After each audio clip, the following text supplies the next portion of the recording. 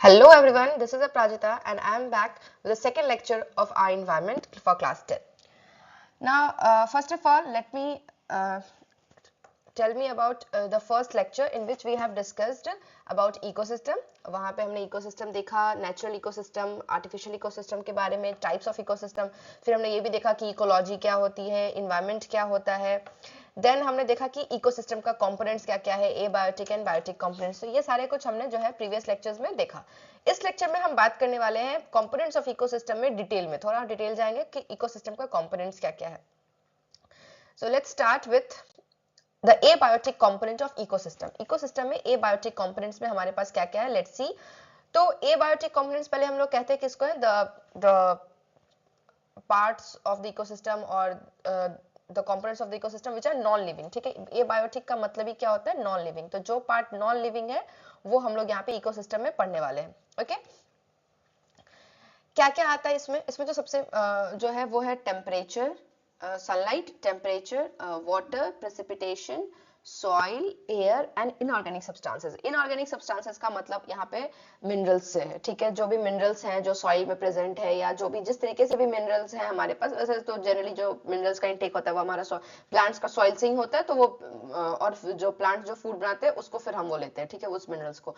तो ये जो सारा कुछ आप देख रहे हैं ये एबायोटिक कंपोनेंट. ठीक है, इसमें सबसे पहले आता है सनलाइट. तो अगर हम बात करते हैं सनलाइट की, ठीक है, सनलाइट क्या है, सनलाइट जो होता है किसी भी इकोसिस्टम को चलाने के लिए, उसको ड्राइव करने के लिए जो एनर्जी चाहिए, उसका प्राइमरी सोर्स जो है हमारे पास वो है सनलाइट. सनलाइट और sun is the ultimate source of energy for any ecosystem. किसी भी इकोसिस्टम में अगर हम एनर्जी की बात करते हैं तो उसका प्राइमरी सोर्स हमारा क्या है, सनलाइट है. ठीक है, ना अबाउट टेम्परेचर. टेम्परेचर मतलब जैसे जो भी क्लाइमेट का कंडीशन उसके अकॉर्डिंग जो हमारा टेम्परेचर एनवायरमेंट का होता है. जैसे अगर हम बात करते हैं इक्वेटर की तो वहाँ का टेम्परेचर हायर साइड रहता है. टेम्परेट और ट्रॉपिक रीजन की बात करते हैं तो लेस देन इक्वेटर रहता है. उसके बाद फिर हम ऐसे ही पहुंच जाते हैं. फिर जब हम पोल्स की तरफ तो टेम्परेचर काफी कम रहता है. तो टेम्परेचर और जो प्रेसिपिटेशन होता है, टेम्परेचर एंड रेनफॉल या स्नोफॉल, ये डिसाइड करता है कि वहाँ का क्लाइमेट क्या होगा. और क्लाइमेट डिसाइड करेगा, यानी टेम्परेचर और प्रेसिपिटेशन मिलकर डिसाइड करता है कि वहाँ का ऑर्गेनिज्म कैसा होगा. ठीक है, या ऑर्गेनिज्म के बॉडी में किस तरीके का एडेप्टेशन होगा. लाइक जो ऑर्गेनिज्म, जैसे ह्यूमन की ही बात कर लेते हैं, तो जो ह्यूमंस जो है प्लेन एरिया में है और जो माउंटेन एरियाज के ह्यूमंस है, सबका जो हम लोग का भी जो फिजिकल अपीयरेंस होता है वो एक जैसा नहीं होता है. लाइक हम जो है हम रहते हैं प्लेन एरिया में और हमारा जो बॉडी है वो किस टाइप का, हमारा जो हमारे बॉडी में जो हेमोग्लोबिन है वो अलग लेवल पे है. लेकिन जो माउंटेन एरिया में जो ऑर्गेनिज्म रहते हैं, जो मतलब जो ह्यूमंस रहते हैं, जो हिली एरियाज में जो ह्यूमन रहते हैं, उनका जो बॉडी ऑर्गेनाइजेशन है और उनके बॉडी में जो हेमोग्लोबिन है वो अलग है. तो इस तरीके से जो है ना एबायोटिक कंपोनेंट्स डिसाइड करता है कि ऑर्गेनिज्म कहाँ रहेगा और कैसा होगा, किस तरीके का उसका बॉडी का अपीयरेंस होगा, क्या उस तरीके का उसके बॉडी में चेंजेस रहेंगे, वो सारा कुछ डिसाइड करता है. तो temperature is also very important कि कैसा फ्लोरा होगा, कैसा फौना होगा. ठीक है, वाटर का अवेलेबिलिटी बहुत इंपॉर्टेंट है. वाटर तो मतलब जो है ये हर ऑर्गेनिज्म को चाहिए अपने लिविंग कंडीशन को बनाने के लिए, अपने आप को लिविंग रखने के लिए. वाटर की अगर हम बात करें तो इकोसिस्टम, वाटर के अंदर भी एक इकोसिस्टम बन सकता है and it can be a source और it can be a site of ecosystem. तो वाटर भी बहुत इंपॉर्टेंट है. प्रेसिपिटेशन का मतलब होता है यहाँ पे रेनफॉल एंड स्नोफॉल दोनों. ठीक है, soil are the part where the producers grow. मतलब हमारा जो मेन प्रोड्यूसर्स होता है, जो हमारा प्लांट्स होता है वो सॉइल में ही ग्रो करता है, तो वो भी बहुत इंपॉर्टेंट है. And also the soils are the source of minerals and nutrients for the plants. तो सॉइल भी बहुत इंपॉर्टेंट है. सॉइल के अंदर बहुत सारे ऐसे ऑर्गेनिज्म देखने मिलते हैं, माइक्रो ऑर्गेनिज्म देखने मिलते हैं, जिनका इकोसिस्टम में बहुत बड़ा रोल है. ठीक है, एयर की बात करते हैं. एयर ऑब्वियस है कि एयर से हमारे पास जो है ऑक्सीजन, कार्बन डाइऑक्साइड और जो भी एयर जो भी अमाउंट ऑफ ऑक्सीजन और कार्बन डाइऑक्साइड है वो भी अर्थ के लिए बहुत इंपॉर्टेंट है. तो वो सारा कुछ भी बहुत है. एयर कुछ और ऐसे ऑर्गेनिज्म है जो एयर में ही रहते हैं. देयर आर सर्टेन बैक्टीरियाज और certain micro organisms which only flow in years. तो ये भी बहुत इंपॉर्टेंट है. ठीक है, एयर तो obviously कि we breathe or any organism breathe, so air is important.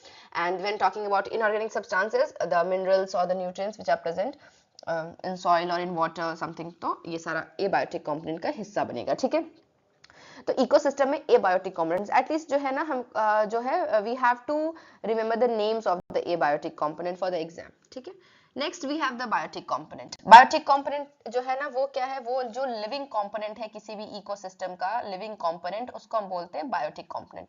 अब यहाँ पे बायोटिक कंपोनेंट को मैंने 3 पार्ट में डिवाइड कर दिया है, ठीक है, क्योंकि ये जो पूरा चैप्टर है वो उसमें जो हमारा जो कोर है वो ये कि इकोसिस्टम में जो ऑर्गेनिजम्स है वो कैसे एक दूसरे के साथ रिलेटेड है।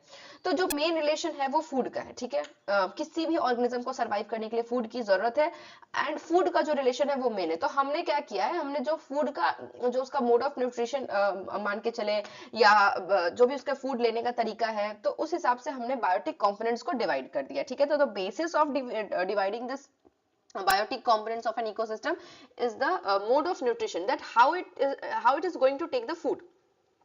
तो उस बेसिस पे हमने बायोटिक कंपोनेंट को, इकोसिस्टम के बायोटिक कंपोनेंट को हमने 3 पार्ट में डिवाइड किया, ठीक है। पहला जो है वो प्रोड्यूसर्स है, दूसरा कंज्यूमर्स है और तीसरा डिकम्पोजर्स है। Not talking about the producers की बात कर लेते हैं। व्हाट आर प्रोड्यूसर्स, ठीक है। तो the organism which can prepare the food, हम लोग ने पढ़ लिया फोटोसिंथेसिस के प्रोसेस से प्लांट्स ने फूड बनाया, तो वो प्रोड्यूसर्स हो गया, ठीक है। अब प्रोड्यूसर्स का भी अपना रोल है। कंज्यूमर्स जो प्रोड्यूसर्स के ऊपर डिपेंडेंट है for food, and decomposers which feed on dead and decaying matter, ठीक है। थोड़ा सा और डिटेल में डिस्कस करते हैं, क्योंकि एग्जाम में अगर क्वेश्चन आता है कि discuss the components of an ecosystem और discuss the biotic components of ecosystem, तो आपको जो डिस्कस करने बोलेगा तो आपको सिर्फ नाम लिख के नहीं छोड़ना, यू हैव टू डिफाइन। तो ये एक इजी क्वेश्चन में से है, अगर ये आ जाता है तो आपको इसमें फुल मार्क्स ही आना चाहिए, ठीक है। Now talking about the producers, they are also called the autotrophs. Obviously they are autotrophs. Auto मतलब होता है self, troph मतलब food, जो खुद ही food को बना सकते हैं। They can synthesize their own food from simpler inorganic substances. Simpler inorganic substances means any nutrients, CO2, anything, ठीक है। Like green plants, bacteria, blue green algae. Blue green algae is a prokaryotic. It's not a bacteria, but it is a prokaryotic organism. तो ये सारे जो है ना, ये सब प्रोड्यूसर्स में आते हैं, लाइक ऑटोट्रॉफ्स, ठीक है। द प्रोड्यूसर्स में ऑटोट्रॉफ्स जो है उनको हम लोग जैसे प्लांट्स हो गए, green bacteria, blue green algae, some bacteria, तो ये सारे जो है ना वो प्रोड्यूसर्स हैं। अब इसमें प्रोड्यूसर्स का, what is the role of producer in an ecosystem, अगर ऐसा मैंने क्वेश्चन कर दिया कि प्रोड्यूसर्स का क्या रोल है, what is the role of producers, तो प्रोड्यूसर्स का अगर हम रोल की बात करते हैं तो सबसे पहला रोल जो है, इसका मैंने अलग स्लाइड नहीं बनाया, तो आई एम जस्ट डिस्कसिंग, इसको आपको यहीं से समझना होगा, ठीक है। अगर इसके रोल की हम बात करते हैं, what is the role of producers, तो the first role of producers that they harvest the energy from the sun and passes it to the other organism, ठीक है। मतलब ये क्या करते हैं, ये सन से एनर्जी को हार्वेस्ट करते हैं, उसको चेंज करते हैं उस फॉर्म में जो जिसको हम यूज करेंगे, जिस फॉर्म में हम यूज करेंगे। लाइक सन का एनर्जी तो सबके लिए अवेलेबल है, बट हम उसको डायरेक्ट तो यूज नहीं कर पा रहे अपने बॉडी के प्रोसेसेस में। तो सन से एनर्जी लेके उसको केमिकल एनर्जी में कन्वर्ट करना, ताकि सारे ऑर्गेनिज्म उसको यूज कर सके फॉर बॉडी फंक्शंस, तो ये काम होता है प्रोड्यूसर्स का, सबसे पहला काम, ठीक है। That they provide all the organisms with energy, जो भी organisms है उनको एनर्जी प्रोवाइड करता है डायरेक्टली और इनडायरेक्टली। अगर हम प्लांट्स नहीं खा रहे हैं और दूसरा कोई ऑर्गेनिज्म, दूसरा कोई जानवर खा रहे हैं, तो भी अगर उस जानवर में भी एनर्जी है तो वो प्लांट्स की वजह से है। तो डायरेक्टली या indirectly every organism is dependent upon the producers for energy, ठीक है। Moving ahead, the second role, second role में क्या है, सेकेंड रोल इसका क्या है, ये मिनरल्स जो अवेलेबल है, जैसे हमारे पास जो भी बॉडी में मिनरल्स है, we also need minerals, like हमको जो है आयरन चाहिए, कैल्शियम चाहिए, फॉस्फोरस चाहिए। तो ये जो सारा मिनरल्स है ये हमको अपने नेचुरल फूड से मिलता है। जैसे हम लोग कोई भी प्लांट प्रोडक्ट्स खाते हैं, कोई वेजिटेबल खाते हैं, फ्रूट्स खाते हैं, तो उसमें से हमको जो मिनरल्स मिलता है, तो वो मिनरल्स को सॉइल से निकाल के उसको यूजेबल फॉर्म, अगर हम सॉइल लेके खाएंगे तो उससे हमको मिनरल्स नहीं मिलने वाला। वो जो मिनरल्स सॉइल में प्रेजेंट है, जिस फॉर्म में प्रेजेंट है, उस फॉर्म में हमारा बॉडी उसको ये नहीं यूज करेगा। तो हम किस तरीके से उसको यूज करते हैं, जिस फॉर्म में प्लांट उसको अपने फूड में उसको सेट करता है, अपने फॉर्म में फूड में उसको इंटीग्रेट करता है, और फिर हम जब वो फूड लेते हैं तो मिनरल्स मिलता है। तो basically energy and minerals, these minerals are very important, बहुत ही ट्रेस अमाउंट में चाहिए, लेकिन हमको अपने बॉडी में मिनरल्स चाहिए। तो इन दो चीजों को जो है ना प्रोड्यूसर्स प्रोवाइड करते हैं टू अदर कंज्यूमर्स और to other organism of the ecosystem. तो इकोसिस्टम में प्रोड्यूसर्स का ये दो रोल है जो कि बहुत इंपॉर्टेंट है, ठीक है। कोई भी प्रोड्यूसर्स होगा, लाइक जर्नी की फोटोसिंथेसिस वाला, अगर कोई केमोसिंथेसिस कर रहा है, मतलब केमिकल के ऊपर बेस्ड है, तो अगर वो प्रोड्यूसर्स है वहां का, उस इकोसिस्टम का, छोटे से इकोसिस्टम का, तो सारे ऑर्गेनिज्म उन्हीं पे बेस्ड होंगे फॉर द एनर्जी, क्योंकि एनर्जी जो है ना जिस फॉर्म में हमको चाहिए उस फॉर्म में कन्वर्ट करने का काम सिर्फ और सिर्फ प्रोड्यूसर्स का होता है, ठीक है। बट बेसिकली जो एक नॉर्मल इकोसिस्टम है, एक लार्ज इकोसिस्टम है, या जो कॉमन इकोसिस्टम हम जानते हैं, उसमें ग्रीन प्लांट्स ही प्रोड्यूसर्स होते हैं, and they harvest the energy from the sun, because sun is the ultimate source of the ecosystem, ठीक है। Moving ahead, we have the consumers. Consumers क्या है, कंज्यूमर्स आर द हेटेरोट्रॉफ्स, ठीक है। Consumers क्या है, दे आर द हेटेरोट्रॉफ्स, मतलब they depend upon food, they depend upon other organism for food, food के लिए दूसरे ऑर्गेनिज्म पे डिपेंडेंट है, ठीक है। तो they just consume the food prepared by the producers, जो प्रोड्यूसर्स जो फूड बनाते हैं उनको वो खा लेता है, जिससे उसको क्या फायदा होगा, प्रोड्यूसर्स का बनाया हुआ फूड को जब वो खाएगा तो उसको पहली बात एनर्जी मिलेगी, जैसा भी मैंने बताया प्रोड्यूसर्स उसको बनाते हैं, और दूसरा प्रोड्यूसर्स के बॉडी में जो है ना मिनरल्स, मतलब न्यूट्रिएंट्स तो ऑब्वियस है कि फूड के साथ तो आपको न्यूट्रिएंट्स मिल ही रहा है, कार्बोहाइड्रेट मिल रहा है, प्रोटीन मिल रहा है, फैट मिल रहा है, लेकिन इसके साथ साथ जो सबसे इंपॉर्टेंट चीज है वो है मिनरल्स, वो भी मिल रहा है। तो न्यूट्रिएंट्स एंड मतलब एनर्जी और मैटर, दो चीज का ट्रांसफर है यहाँ पे, ठीक है। कंज्यूमर्स को हमने बेसिकली 3 पार्ट में डिवाइड किया है, the herbivores which eat the plants, ये बहुत ही बेसिक है बट इसमें मैंने डेफिनेशन नहीं, only examples I have given, carnivores which eat flesh of other organism, and omnivores which can eat both like plants and flesh of other organism या animals, ठीक है। तो ये 3 पार्ट है कंज्यूमर्स का। कंज्यूमर्स को हम लोग फर्दर डिवाइड करते हैं जब हम लोग एक फूड चेन बनाते हैं, फूड चेन के बारे में अगले वीडियो में बात करूंगी। फूड चेन जब हम बनाते हैं तो हम लोग उसमें डिवाइड करते हैं जैसे primary consumer, secondary consumer, tertiary consumer, तो डिपेंड करता है।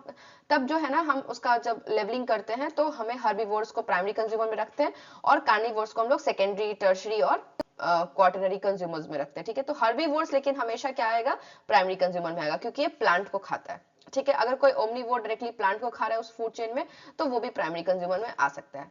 तो कंज्यूमर्स ना, what is the role of consumers, consumer का क्या काम है, ठीक है। सबसे पहला रोल अगर हम कंज्यूमर की बात करें, कंज्यूमर से क्या फायदा है, अगर कोई भी कंज्यूमर किसी भी लेवल का कंज्यूमर है तो उससे सबसे पहला तो फायदा है कि अगर हम किसी इकोसिस्टम की बात करते हैं और वहां पे प्रोड्यूसर्स कोई प्लांट है तो सबसे पहला फायदा है कि कार्बन डाइऑक्साइड जो अवेलेबल है एटमॉस्फेयर में उसमें कंज्यूमर का बहुत बड़ा रोल है। Consumers are the one who releases the carbon dioxide, तो कार्बन डाइऑक्साइड को मेंटेन करना एनवायरमेंट में भी हमारा बहुत बड़ा रोल है, जो भी कंज्यूमर्स हमारे पास है।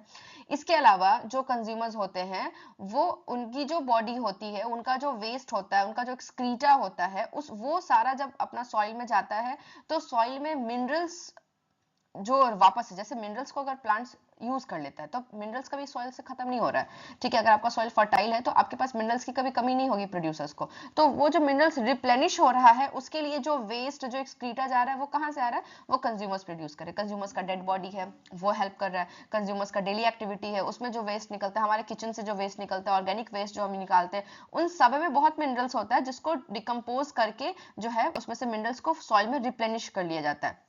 और यहाँ यहीं पे कॉन्सेप्ट आता है कि जब हम अपने घर से कोई वेस्ट बाहर निकालते हैं, जिस पे मैं आगे बार अपने लेक्चर्स में बात करूंगी, जब अपने घर से कोई वेस्ट बाहर निकालते हैं तो जो सबसे पहला जो ये जो गवर्नमेंट जो घूम रही है और उसका कहना है कि जो है सूखा कचरा और गीला कचरा, तो the basic concept behind it कि जो आपका ऑर्गेनिक वेस्ट है आप उसको अलग रखिए ताकि वो फिर जो है फर्टिलाइजर्स और मिनरल्स के रिप्लेनिशमेंट में हेल्प करेगा, और जो सूखा कचरा that is the inorganic waste जो डिग्रेडेबल नहीं है तो उसको आप अलग रखिए ताकि वो अलग तरीके से उसका मैनेजमेंट होगा। तो दोनों को अगर हम साथ मिला देते हैं तो उस लेवल पे जाके जहां पे उसको डिवाइड करना होता है वो बहुत दिक्कत वाली बात हो जाती है कि आप जो है इनऑर्गेनिक और ऑर्गेनिक को अलग अलग करेंगे, फिर आप उसको रिप्लेनिशमेंट में भेजेंगे और एक को दूसरे तरीके से रिसाइकिल और रिड्यूस जो भी आप करेंगे उसके साथ वो इनऑर्गेनिक के साथ वो करेंगे।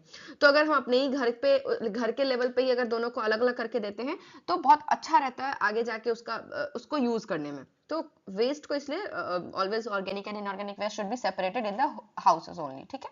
तो पहला काम तो हमने क्या किया, हमने CO2 का लेवल को मेंटेन किया। दूसरा काम कंज्यूमर्स ने क्या किया कि जो मिनरल्स का रिसाइकलिंग हो रहा है उसमें हेल्प करे, their replenishment of the minerals, मतलब मिनरल्स का को सॉइल तक पहुंचाना उसमें हमारा रोल है, ठीक है। We are the one who gives the mineral back to the plants, ठीक है। हमारा डेड बॉडी, हमारा वेस्ट, हमारा एक्सक्रीटा, ये सब में बहुत मिनरल्स हैं जो कि प्लांट्स को चाहिए, प्लांट्स आर यूजिंग दैट, ठीक है।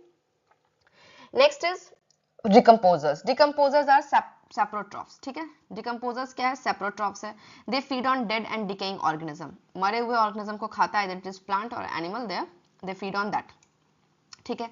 इसका भी इंपॉर्टेंट है कि ये हेल्प करता है रिसर्च, लाइक सपोज कोई कंज्यूमर है, ठीक है, कोई कंज्यूमर है तो अब इस कंज्यूमर की जो डेड बॉडी है या एक्सक्रीटा है तो उसको पहले क्या करना पड़ता है, उसको पहले, अब वो कैसा है, कंज्यूमर का वेस्ट या कंज्यूमर का डेड बॉडी कैसा है, ऑर्गेनिक है, तो उस ऑर्गेनिक को तोड़ के या उस ऑर्गेनिक को डिकम्पोज करके किस में कन्वर्ट करना होता है, इनऑर्गेनिक में कन्वर्ट करना होता है। और ये इनऑर्गेनिक मैटर ही फिर कौन अपटेक करेगा, प्लांट्स अपटेक करेगा। तो ये ऑर्गेनिक से इनऑर्गेनिक में तोड़ने का काम कौन कर रहा है, ये कर रहा है डिकम्पोजर्स, जिनका एग्जांपल्स होता है बैक्टीरिया, फंगस, तो ये सारा कुछ है, ठीक है। तो ये बेसिकली क्या कर रहा है, ये भी हेल्प कर रहा है रिसाइकलिंग ऑफ न्यूट्रिएंट्स में, न्यूट्रिएंट्स प्रेजेंट है उसको रिसाइकिल कर रहा है। लेकिन न्यूट्रिएंट्स आ कहां से रहा है, वो आ रहा है आपको कंज्यूमर्स के बॉडी से, उनके वेस्ट से, उनके एक्सक्रीटा से, ठीक है। और फिर ये किसके पास जा रहा है, प्लांट्स के पास। अब इस इनऑर्गेनिक फॉर्म को ना कंज्यूमर चाहे तो खुद नहीं यूज कर सकता है, ये पॉसिबल नहीं कि इस इनऑर्गेनिक फॉर्म को कंज्यूमर खुद यूज कर दे, इट इज नॉट पॉसिबल। तो फिर वो किसके थ्रू आना है, फिर प्लांट्स उसको फिर किस में कन्वर्ट करेगा, अपने फूड ऑर्गेनिक फॉर्म में कन्वर्ट करेगा, और तब ये किसके पास जाएगा, कंज्यूमर के पास जाएगा। तो this is how all the biotic components are dependent upon each other, एक दूसरे पर डिपेंडेंट है। प्रोड्यूसर्स भी कंज्यूमर्स और डिकम्पोजर्स पर डिपेंडेंट है, कंज्यूमर्स तो फूड के लिए डिपेंडेंट है ही, and decomposers are also dependent upon the consumers और the producers for their food, क्योंकि ये उनका फूड है। ये जो ऑर्गेनिक कंपाउंड आप देख रहे हैं जो मैंने यहाँ बनाया, ये ऑर्गेनिक कंपाउंड जो है जो कंज्यूमर के बॉडी से आया, या कंज्यूमर का बॉडी ही हो सकता है, डेड बॉडी, तो ये जो आप यहाँ देख रहे हैं ये डिकम्पोजर्स का फूड है, जिसको वो डाइजेस्ट करके किस में कन्वर्ट करता है, इनऑर्गेनिक में कन्वर्ट करता है। तो इस तरीके से एक दूसरे पे डिपेंडेंट है दीज बायोटिक फैक्टर्स। और बायोटिक एबायोटिक पे भी डिपेंडेंट है, क्योंकि जैसा क्लाइमेट होगा वैसा फ्लोरा और फौना होगा, ठीक है। अब हर तरीके के जानवर को हर जगह नहीं देख सकते हैं, ठीक है। कुछ जानवर है जो आपको सिर्फ जो है आर्कटिक रीजन पे मिलेंगे, टेम्परेट पे मिलेंगे, कुछ बहुत सारे ऐसे जानवर होते हैं जो सिर्फ आपको इक्वेटर पे देखने मिलेंगे, कुछ ऐसे प्लांट्स होते हैं जो जिनका जो है प्लेसेस फिक्स है, जैसे हमने पढ़ा था डेसिडियस फॉरेस्ट में अलग टाइप के प्लांट्स होंगे, ट्रॉपिकल रेन फॉरेस्ट में अलग टाइप के प्लांट्स होंगे। तो ये डिपेंड करता है कि कैसा क्लाइमेट है और कैसा रेनफॉल है वहां का इस चीज पे, ठीक है, टेम्परेचर कैसा है। एक जो सबसे इंपॉर्टेंट चीज है वो ये कि इकोसिस्टम का stability, how is ecosystem stable, stable कैसे इकोसिस्टम, ठीक है। दो चीज है for ecosystem to be stable, ऐसा क्वेश्चन अगर आता है, ठीक है। The first thing is flow of energy, किसका फ्लो, एनर्जी का फ्लो, ठीक है। जो भी इकोसिस्टम में ऑर्गेनिज्म है, आइदर दे आर कंज्यूमर्स और द प्रोड्यूसर्स, इनके बीच में एनर्जी का फ्लो होता रहना चाहिए। अगर किसी भी जगह पे एनर्जी का फ्लो रुक जाता है तो आगे वाले को एनर्जी नहीं मिलेगा, वहीं पे इकोसिस्टम खराब हो जाएगा, इकोसिस्टम खत्म हो जाएगा, इनस्टेबल हो जाएगा, ठीक है। और दूसरा है फ्लो ऑफ मैटर, किसका फ्लो होते रहना चाहिए, मैटर का, ठीक है। मैटर, अब इन दोनों का फ्लो कैसे होता है, मैटर कहने का मतलब all the carbohydrate, protein, fat, क्योंकि ये सारा रॉ मटेरियल है किसी भी ऑर्गेनिज्म के बॉडी को बनाने के लिए, जो रॉ मटेरियल से वो क्या है, वो है मैटर। तो उस मैटर के लिए क्या मतलब क्या इंपॉर्टेंट है, क्या क्या चीज आगे बढ़ना चाहिए, तो वो मैटर है जो हमारा रॉ मटेरियल से, जिसको हमारा बॉडी यूज करता है ना। द क्वेश्चन इज कि फ्लो ऑफ एनर्जी और फ्लो ऑफ मैटर ये होगा कैसे, फ्लो ऑफ एनर्जी और फ्लो ऑफ मैटर होगा कैसे। तो इसके लिए इकोसिस्टम में एक जो है ना, एक जो सबसे अच्छा तरीका है वो है बायोटिक कंपोनेंट्स का एक दूसरे के ऊपर डिपेंड होना। एक बायोटिक कंपोनेंट दूसरे बायोटिक कंपोनेंट को खा रहा है, मतलब एक ऑर्गेनिज्म का कम्युनिटी या एक पॉपुलेशन दूसरे पॉपुलेशन पे डिपेंडेंट है फॉर इट्स फूड, और इस फूड को जब वो खा रहा है तो उसमें मैटर का भी ट्रांसफर हो जा रहा है और एनर्जी का भी ट्रांसफर हो जा रहा है। तो एनर्जी का ट्रांसफर और मैटर का ट्रांसफर जो है ना, हम लोग एक साथ पढ़ेंगे कहाँ पे, जब हम पढ़ेंगे फूड चेन के बारे में, ठीक है। किसके बारे में पढ़ेंगे हम लोग, फूड चेन के बारे में पढ़ेंगे।